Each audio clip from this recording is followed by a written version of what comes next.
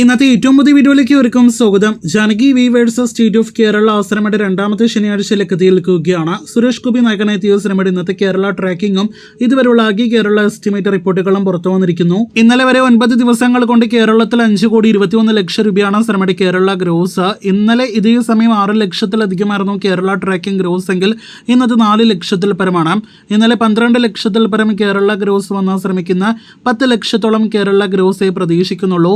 ഇന്നത്തെ സിനിമയുടെ ആകെ കേരള ഗ്രോസ് അങ്ങനെ 5,30,00,000 എത്താനായിട്ട് ഒരുങ്ങുന്നു. ഇന്ന് സിനിമയുടെ 10ാം ദിവസം ശനിയാഴ്ച ആയിരുന്നിട്ടും കാര്യമായ കളക്ഷൻ വർധനയൊന്നും തന്നെ ഇന്നേ ദിവസം വന്നിട്ടില്ല. തിയേറ്ററുകളിൽ പരാജയപ്പെട്ട സിനിമയുടെ നാളെ ഞായറാഴ്ചത്തെ ഉൾപ്പെടെയുള്ള കളക്ഷൻ അറിയാനായിട്ട് കാത്തിരിക്കൂ. സുരേഷ് ഗോപിയുടെ വലിയ ബഡ്ജറ്റിൽ ചിത്രീകരിച്ചുകൊണ്ടിരിക്കുന്ന നിലവിലെ സിനിമയാണല്ലോ ഒറ്റക്കൊമ്പൻ. 2020 തന്നെ പ്രഖ്യാപന സമയത്ത് അന്നത്തെ വലിയ ഹൈപ്പ് നേടിയെടുത്ത മലയാളം സിനിമകളിൽ ഒന്നായിരുന്നു സുരേഷ് ഗോപിയുടെ ഒറ്റക്കൊമ്പൻ. ആദ്യം ടോമിച്ചൻ മുളകുപാടത്തിന്റെ സിനിമയായിരുന്നു ഒറ്റക്കൊമ്പൻ. പിന്നീട് ഗോകുല മൂവീസ് ഏറ്റെടുക്കുന്ന ഒരു കാഴ്ചയാണ് കണ്ടത്. 50-100 കോടി റേഞ്ചിലാണ് സിനിമയ്ക്ക് നിലവിൽ ബഡ്ജറ്റ് കണക്കാക്കുന്നത്.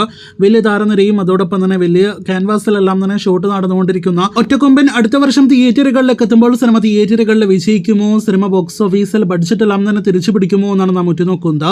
കാരണം ഗരുഡൻ എന്ന സിനിമ പോലും പോസിറ്റീവ് ലഭ്യമായിട്ട് തിയേറ്ററുകളിൽ 50 കോടി കളക്ഷൻ നേടിയെടുത്തിരുന്നില്ല. JSK എന്ന സിനിമ ആദ്യം 50 കോടി നേടിയെടുക്കുമെന്ന് പ്രതീക്ഷിച്ചു.